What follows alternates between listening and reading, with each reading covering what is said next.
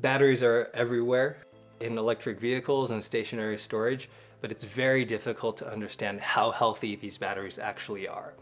There's more and more electric vehicles on the road, but every vehicle that drives off the lot, that means that every day that battery is degrading. And what that means is that over time, we need to figure out, does that battery require a repair? The status quo is to either keep that battery in a warehouse somewhere and we'll try to figure it out later, or send it straight for recycling. And that's not truly circular.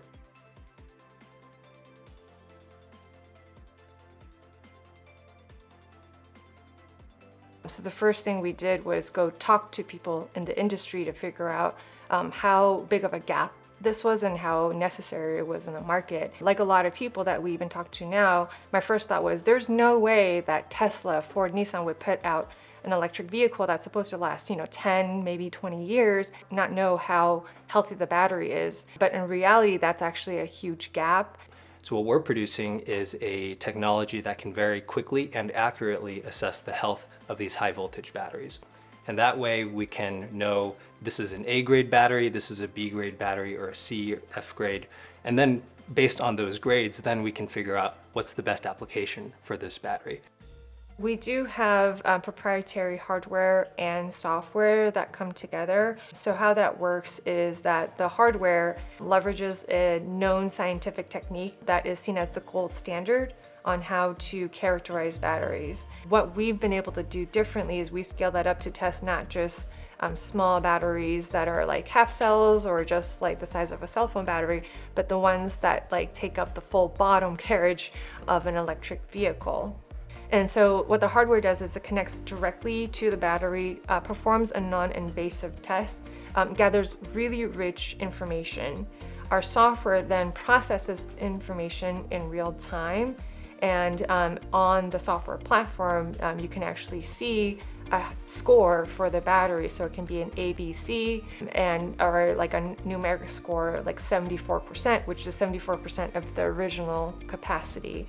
That way you can use that information to determine if it's good enough to stay in the car, if it might need servicing, or if it should be used in a second life application, or ultimately it's so bad that it should just be recycled. We are deploying some repurposed batteries to the American Museum of Ceramic Art, AMOCA, in Pomona, California.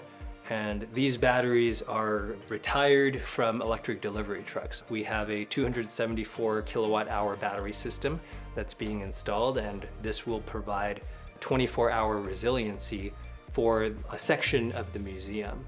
It's going to be a really good demonstration and showcase for what can batteries do after they've been pulled out of a vehicle. What's the next life for this battery? So think of it more as if you have a warehouse full of batteries, they look identical. There's no way to tell them apart. But once we do the testing, then you can start to sort them and figure out what's the best use for them.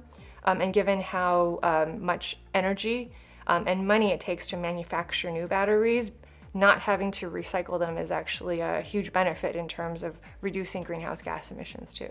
By sending a tester to a point of collection and doing the diagnostics there, you can ship a battery straight from that collection center to this Second Life deployment site.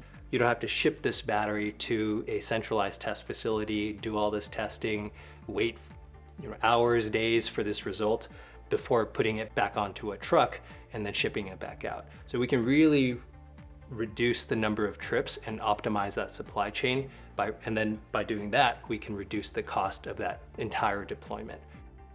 This will enable us to be able to keep the battery in use for as long as possible. I think with CalSEED, there was a lot of curriculum that we found really helpful, because while there are definitely a lot of accelerator programs out there to help startups with pitch and refining your story, doing your business model, when it's focused on energy, it makes a big difference, because this industry is just so different than all the other ones out there. CalSEED has provided some very early funding for the company to do some product development, and that's been a huge proponent of how we've been able to get to where we are today.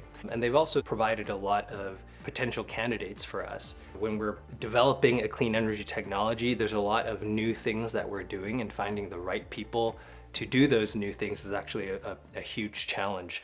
All these electric vehicles we're seeing on the streets, especially here in California now, we're figuring out a way to handle all the waste battery from that. So if you look around and wonder what's going to happen to this battery, we're providing an answer for that. My name is Zora Chung, and I'm the co-founder and CFO at Rejoule. I'm Steven Chung, and I'm the co-founder and CEO of Rejoule.